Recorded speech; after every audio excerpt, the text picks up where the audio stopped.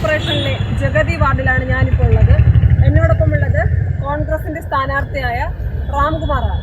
കഴിഞ്ഞ 15 വർഷമായി ജഗതി വാർഡ് ഭരിക്കുന്നത് BJP ആണ്. താമരയെ കരിച്ച് കൈപ്പത്തി ഉയർത്താം എന്ന പ്രതീക്ഷയിലാണ് രാംകുമാറേട്ടൻ. നമുക്ക് ചേട്ടനോട് തന്നെ ചോദിക്കാം, എങ്ങനെയുണ്ട് പ്രചരണം? പ്രചരണത്തിൽ ഇപ്പോൾ തന്നെ ഉറപ്പിച്ചു കോൺഗ്രസ് ഈ സീറ്റ് പിടിക്കാൻ തീരുമാനിച്ചു കഴിഞ്ഞു. കോൺഗ്രസ് അല്ല, ജനങ്ങൾ തീരുമാനിച്ചു കഴിഞ്ഞു. കാരണം ഞങ്ങൾക്ക് കിട്ടുന്ന ഗ്രൗണ്ട് ലെവൽ സപ്പോർട്ട് അത് തന്നെയാണ്. കഴിഞ്ഞ 15 വർഷത്തിൽ വികസനത്തിൻ്റെ പേരും മാത്രം പറഞ്ഞുകൊണ്ട് ഓഡിറ്റാറിങ് ഇതൊക്കെ ആയപ്പോൾ നമ്മൾ ചെയ്ത കുറേ കാര്യങ്ങൾ ജനങ്ങളിടയിലേക്ക് ഇറങ്ങിച്ചെന്ന് അവർക്ക് ആവശ്യമുള്ള കുടിവെള്ളവും ഡ്രെയിനേജ് അങ്ങനെയുള്ള ഇഷ്ടംപോലെ പദ്ധതികൾ നമ്മൾ ചെയ്തിട്ടുണ്ട്. അത് അന്ന് കഴിഞ്ഞ 5 വർഷം ഞാൻ വാർഡ് പ്രസിഡന്റ് ആയിരുന്നപ്പോൾ ചെയ്തതാണ്. പക്ഷേ അതിൻ്റെ കാര്യങ്ങളുമായി മുന്നോട്ട് പോയപ്പോൾ ജനങ്ങൾ കിട്ടുന്ന ഒരു പ്രത്യാശ, അവർ നമ്മളെ പ്രതീക്ഷിക്കുന്ന രീതിയിൽ ഒരു മാറ്റം കൊണ്ടുവരാൻ ആഗ്രഹിക്കുന്നുണ്ട്. അതുകൊണ്ട് തന്നെ ഇപ്രാവശ്യം ജഗതി കോൺഗ്രസ് തിരിച്ചു. 15 വർഷം BJP ആണ് ഭരിക്കുന്നത്, 3 ടേമായിട്ട്. അപ്പോൾ വികസനമൊന്നും എത്തിയിട്ടില്ല എന്ന് ചേട്ടൻ പറയുന്നു. അപ്പോൾ എന്ത് വികസനമാണ് കോൺഗ്രസ് കൊണ്ടുവരാൻ പ്രധാനമായി ലക്ഷ്യമിട്ടിരുന്നത്? വികസനം എന്ന് പറയുന്നത് നമ്മൾ പ്രധാനമായും കാണുന്നത് ജംഗ്ഷൻ ഒരു വികസനമാണ്. ജഗതി എന്ന് കേൾക്കുമ്പോൾ നമ്മളെല്ലാം മനസ്സിൽ ഓടിയെത്തുന്നത് ആ ജഗതി ജംഗ്ഷൻ തന്നെയാണ്. 15 വർഷം മുമ്പ് ആ ജഗതി ജംഗ്ഷൻ ഒരു കളിസ്ഥലമായിരുന്നു. അവിടെ ജഗതി മുടിപ്പുര ക്ഷേത്രത്തിൽ ഉത്സവം നടത്തിയായിരുന്നു. അവിടെ ഫ്ലവർ സംഘം എന്ന് പറയുന്ന ക്ലബ്ബുണ്ടായിരുന്നു. അവർ കുട്ടികൾക്ക് വേണ്ടി ഓണത്തിന് ഇഷ്ടംപോലെ പരിപാടികളും എല്ലാ ജാഥയും ചേർത്തിട്ടുകൊണ്ട പ്രദേശമാണ്. ഈ 15 വർഷത്തിന് മുമ്പ് ഇവർ എന്ന് അധികാരത്തിൽ വന്നോ അന്ന് അതൊരു അടുത്തൊരു വിളപ്പുശാലയാക്കി മാറ്റുന്ന രീതിയാക്കി മാറി. ഇന്ന് അവിടെ ചെന്നാൽ അറിയാൻ പറ്റും ആ ഭാഗം കംപ്ലീറ്റ് വേസ്റ്റ് ഡംപ് ചെയ്ത് ഇരിക്കുന്ന ഒരു അവസ്ഥ ഉണ്ടായിരുന്നു. കഴിഞ്ഞ ഒരു 6 മാസത്തിന് മുമ്പ് ഞങ്ങളൊരു സമരം നടത്തി. അതിൻ്റെ ഫലമായിട്ട് ഇപ്പോൾ അവിടെ വേസ്റ്റ് സ്റ്റോപ്പ് ചെയ്തു. ഇപ്പോൾ പ്ലാസ്റ്റിക് മാത്രം എടുത്തുകൊണ്ട് പോകുന്ന സംവിധാനം മാത്രമേ ഉള്ളൂ. അതും പോരാഞ്ഞ് ഞങ്ങൾ വീണ്ടും സമരം തുറന്നപ്പോൾ അവിടെ കുട്ടികൾക്കുള്ള ഒരു പാർക്ക് സർക്കാർ അനുവദിച്ചു. അതിൻ്റെ പണി അവിടെ നടക്കുന്നുണ്ട്. ഇത് അവിടെ കൊണ്ട് തീരുന്നില്ല. ഞങ്ങൾക്ക് ആ ഭാഗത്ത് തന്നെ വലിയ വലിയ പ്രോജക്റ്റുകളുണ്ട്. ആ പ്രോജക്റ്റുകൾ ഈ ജഗതിയുടെ മുഖച്ഛായ തന്നെ മാറ്റും. അതിൽ ഞങ്ങളുടെ ഉറപ്പാണ്. അതുപോലെ തന്നെ ഇപ്പോൾ നിലവിൽ തിരുവനന്തപുരം കോർപ്പറേഷനിൽ UDF 3ാം സ്ഥാനത്താണ്, BJP ആണ് 2ാം സ്ഥാനത്തുള്ളത്. BJP ക്യാമ്പുകൾ പറയുന്നത് ഇത്തവണ തിരുവനന്തപുരം കോർപ്പറേഷനിൽ താമര വിരിയുമെന്നാണ്. അപ്പം ജഗതി നിലവിൽ BJPയുടെ കയ്യിലുമാണ്. അപ്പോൾ എന്താണ് ചേട്ടന് പ്രതികരിക്കുന്നത്? എൻ്റെ അഭിപ്രായത്തിൽ ജനങ്ങൾക്ക് ഇപ്പോൾ നമ്മൾ കോൺഗ്രസ് സ്ഥാനാർത്ഥിയെ നോക്കി തന്നെ നല്ലതെന്ന് നിങ്ങൾക്ക് അറിയാൻ പറ്റും. കോൺഗ്രസ് വളരെ പെട്ടെന്ന് തന്നെ സ്ഥാനാർത്ഥി പ്രഖ്യാപിക്കും. രണ്ടാമത് അവർ കൊടുത്ത ഏറ്റവും വലിയ മെസ്സേജ് എന്ന് പറയുന്നത് പുതിയ തലമുറയെ പ്രഖ്യാപിച്ചു. അതാണ് ഏറ്റവും വലിയ മെസ്സേജ്. ഉദാഹരണത്തിന് ഇപ്പോൾ നമ്മളിവിടെ 15 വർഷമായിട്ട് ഒരു BJP കൗൺസിൽ ഭരിക്കുന്നു. ആ BJP കൗൺസിലിൻ്റെ ഏജും ഇപ്പോൾ പുതുതായിട്ട് ഇപ്പോൾ എന്നെ വച്ചെങ്കിൽ പോലും ആ ഒരു ഏജിൽ വ്യത്യാസം എന്ന് തന്നെ ആ തലമുറയെ റെപ്രസെൻറ്റ് ചെയ്യാൻ പറ്റില്ല. അവരുടെ ആവശ്യങ്ങൾ റെപ്രസെൻറ്റ് ചെയ്യാൻ പറ്റില്ല. അതുകൊണ്ട് തന്നെ ആ തലമുറ ഒന്നടങ്കം ആവശ്യപ്പെടുന്നത് UDF അധികാരത്തിൽ വേണം. UDF അധികാരത്തിൽ വന്നാൽ മാത്രമേ ഇവിടെ ഒരു മാറ്റം കൊണ്ടുവരാൻ പറ്റൂ. ആ മാറ്റത്തിലൂടെ മാത്രമേ നമ്മൾ നാട്ടിൽ മുന്നോട്ട് പോകാൻ പറ്റൂ. ചേട്ടാ ആദ്യം പറഞ്ഞു എന്താണ് വളരെ നേരത്തെ തന്നെ സ്ഥാനാർത്ഥി പ്രഖ്യാപനമുണ്ടായി. അപ്പോൾ തിരുവനന്തപുരത്ത് അല്ലെങ്കിൽ കോൺഗ്രസിനെ സംബന്ധിച്ചിടത്തോളം ഒരു സ്റ്റാർ കാൻഡിഡേറ്റ് ഉണ്ട്, ശബരിനാഥ്. മേയർ സ്ഥാനാർത്ഥിയാണ്. അപ്പോൾ ശബരിനാഥ് സ്ഥാനാർത്ഥിയായി വരുന്നത് ജഗതി ഉൾപ്പെടെയുള്ള മറ്റ് വാർഡുകളിൽ ഗുണകരമാകുമെന്ന് കരുതുന്നുണ്ടോ? 100% കോൺഗ്രസിനല്ലാതെ ആർക്കും ഇങ്ങനെ തീരുമാനമെടുക്കാൻ പറ്റും. അതായത് എല്ലാ പാർട്ടികളിലും നോക്കിക്കഴിഞ്ഞാൽ മുകളിൽ നിൽക്കുന്ന ഒരാൾ നേരെ താഴെ വന്ന് മത്സരിക്കില്ല.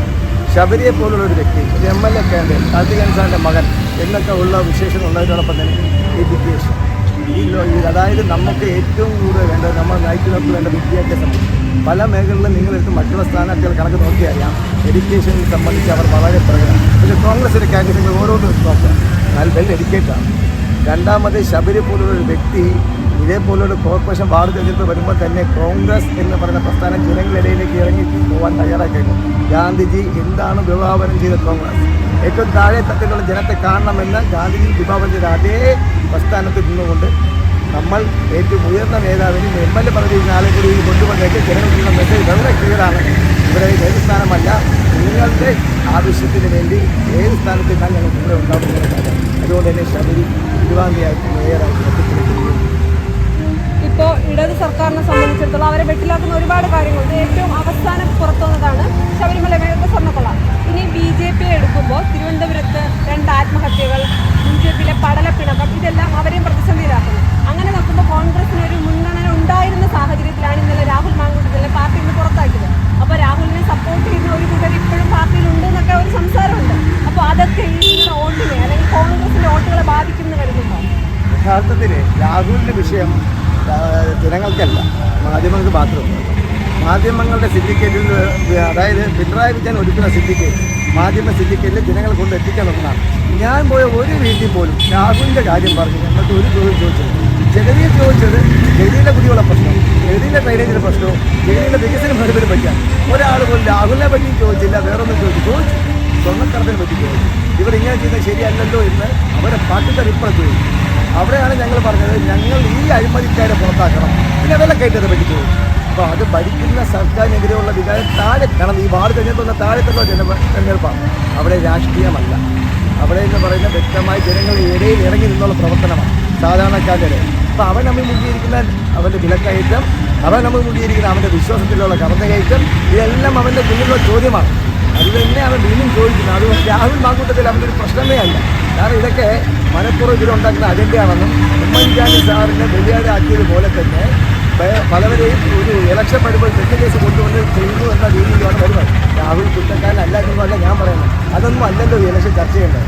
ജനങ്ങളുടെ ആവശ്യമല്ലേ, അത് ജനം ചോദിക്കുന്നുണ്ട്. പക്ഷേ മാധ്യമങ്ങളും ഇടതുപക്ഷവും അതിനെ ചോദിക്കാനുള്ള അവസരം കൊടുക്കാതെ ഒരു പെണ്ണ് വിഷയത്തിൽ മാത്രം നടത്തുന്നു. പക്ഷേ ജനം അത് തിരിച്ചറിയുന്നുണ്ടോ? ഗ്രൗണ്ടിൽ ഞങ്ങൾക്ക് കിട്ടുന്ന ഒരു റിയാക്ഷൻ അത് തന്നെയാണ്. അതുപോലെ തന്നെ ഇവിടെ സ്ഥാനാർത്ഥി പ്രഖ്യാപിച്ചതെല്ലാം അല്ലെങ്കിൽ ഇവിടുത്തെ തിരുവനന്തപുരം കോർപ്പറേഷന്റെ മുഴുവൻ ചാർജ് കെ മുരളീധരനാണ്. അപ്പോൾ അത് നിങ്ങൾ ഓരോ സ്ഥാനാർത്ഥികൾക്കും പ്രവർത്തകർക്കും എത്രത്തോളം ഊർജ്ജം പകർന്നു നൽകുന്നുണ്ട്? അതിൻ്റെ ഊർജ്ജം തന്നെ മുരളീധരൻ നടത്തിയ ആദ്യത്തെ എല്ലാ വഴിനാട്ടിൽ ജാഥ വളരെ വ്യക്തമായി വിളിച്ചു എന്നാണ്. അതായത് ഞാൻ പറഞ്ഞില്ലേ, ഗാന്ധി വിഭാവനം ചെയ്തതുപോലെ പാർട്ടി ജനത്തിൻ്റെ അടിത്തട്ടിലേക്ക് ഇറങ്ങിപ്പോകുന്നു. അത് നേതാവായാലും താഴത്തെ അണിയായാലും ആ മെസ്സേജ് വ്യക്തമായി ജനങ്ങളുടെ ഇടയിലേക്ക് പോയപ്പോൾ തന്നെ ജനത്തിന്, അതായത് ഞാൻ പറഞ്ഞില്ല, കോൺഗ്രസ് അനുഭാവികളുള്ള ഒരു പ്രസ്ഥാനമാണ് കേരളത്തിനകത്ത് കൂടുതലുള്ളത്. അവരെ അടിയിൽ ഉറഞ്ഞു കിടന്ന ആ കോൺഗ്രസ് എന്ന വിശ്വാസം കൂടുതൽ ഉണർത്താനും കോൺഗ്രസിൽ തിരിച്ചു വരണമെന്ന് ഏറ്റവും കൂടുതൽ ശക്തമായ ഒരു താല്പര്യം സാധാരണ ജനങ്ങൾക്ക് ഉണ്ടാക്കാനും അദ്ദേഹത്തിന് സാധിച്ചു. അദ്ദേഹത്തിൻ്റെ നേതൃത്വം കൊണ്ട് തന്നെ നമുക്ക് വളരെ, കാരണം നമ്മൾ വിചാരിച്ച 10-25 മുമ്പിലേക്ക് എത്തുമെന്നുള്ളതാണ്. പക്ഷേ ഇപ്പോഴത്തെ ഒരു പ്രവർത്തനത്തിൽ മിനിമം 51 സീറ്റ് നേടി നമ്മൾ വ്യക്തമായ ഭൂരിപക്ഷത്തിൽ നമുക്ക് തിരുവനന്തപുരം കോർപ്പറേഷൻ ഭരിക്കാൻ സാധിക്കും. നല്ലൊരു ഭരണം, ജനം ആഗ്രഹിക്കുന്ന ഒരു ഭരണം നടത്തുന്നതാണ് ഒരു വിശ്വാസം.